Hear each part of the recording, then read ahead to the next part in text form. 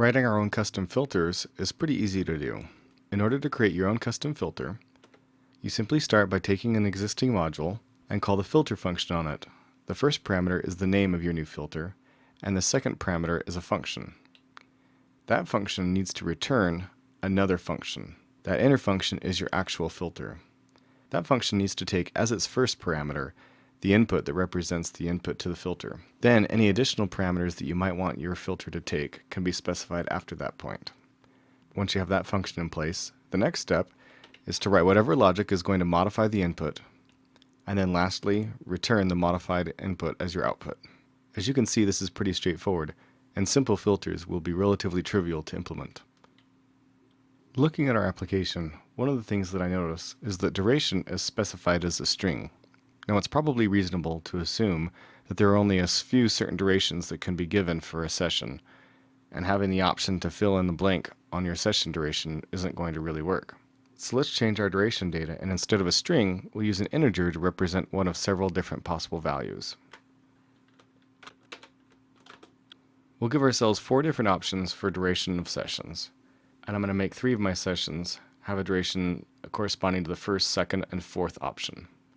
Let's assume that those options correspond to a half hour, 1 hour, a half day, and a full day session, representing 1, 2, 3, and 4 respectively. Now that I got the data set up correctly, I actually need to create the filter. So I'm going to go into my filters file, and I'm going to write that filter. So we need to grab our module, which is events app, and call the filter method on it, and pass in the name of the filter. I'm going to name this filter durations.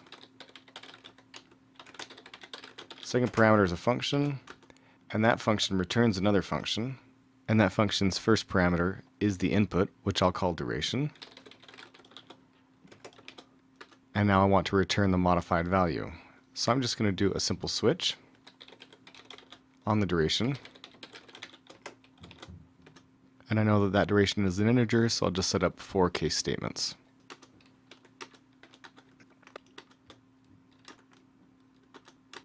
Alright, so now my filter should return the correct value based on what the input value is. But in order to wire up this filter, I've got to go into the HTML. So I'm going to go into my event details, and the first thing I need to do is go down to where the scripts are included and add that filter script. Now that that script is included, the last piece I need to put into place is to add that filter to the binding. Now let's see how that looks in the browser. Okay, we can see that our durations have changed from their previous text values to now be the display values that we created that are mapped to the integer values that are actually in the data. And there's how you create a very simple custom filter in Angular.